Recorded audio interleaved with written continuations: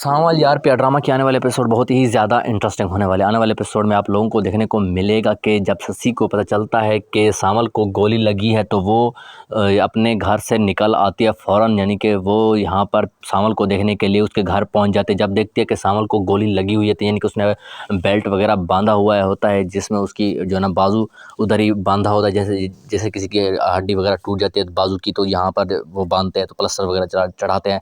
तो यहाँ पर वो देखती है कि लेकिन उससे ये थोड़ा-सा रिलैक्स फ़ील होता है कि जो है ना सांवल अभी थोड़ा-सा सिक्योर है। मतलब उसकी जो है ना कोई ज़्यादा मतलब उसको चोट वगैरह नहीं आई, गोली यानी कि ज़्यादा उसने असर नहीं किया। तो यहाँ पर जो है ना वो जाती है सांवल के पास, तो उससे बातें करना स्टार्ट कर देती है, यानी कि उसे लंबी ज़िंदगी की दुआएँ देना शुरू कर देती है। तो ये बातें सुनकर जो है ना सांवल उससे कह देता है कि हमें जो है ना हम जैसों को इतनी बड़ी ज़िंदगी की यानी कि लंबी ज़िंदगी की दुआ नहीं देनी चाहिए, क्योंकि हमें ही पता होता है कि हमने अपनी ज़िंदगी आखिर किस तरह से गुजारी है, यानी कि कितने मुश्किलात में हमने ज़िंदगी गुजारी है, किसी को इस बारे में पता भी नहीं होता और वो हमें जो है ना लंबी ज़िंदगी की दुआएं देते हैं।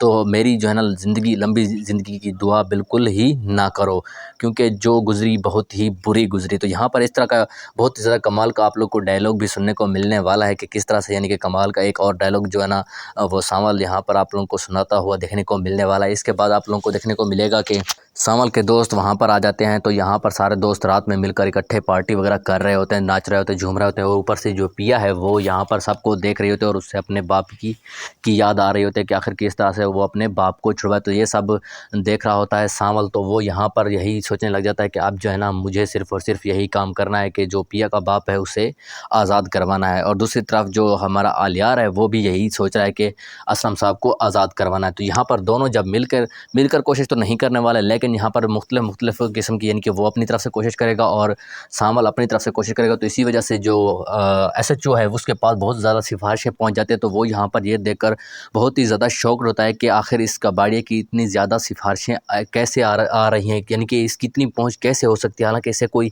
जानता भी नहीं है। लेकिन यहाँ पर बहुत बड़े-बड़े बंदे आते हैं उसकी सिफारिश लेकर। तो यहाँ पर एसएचओ भी हैरान हो जाता है कि आखिर उसे वो करे तो करे क्या। तो आप लोग को क्या लगता है कि जो असलम है वो बहुत जल्द छूट जाएगा या नहीं? तो कमेंट में ज़रूर बताइएगा, और अगर आप हमारे चैनल पर नए हैं तो चैनल को भी ज़रूर सब्सक्राइब कीजिएगा।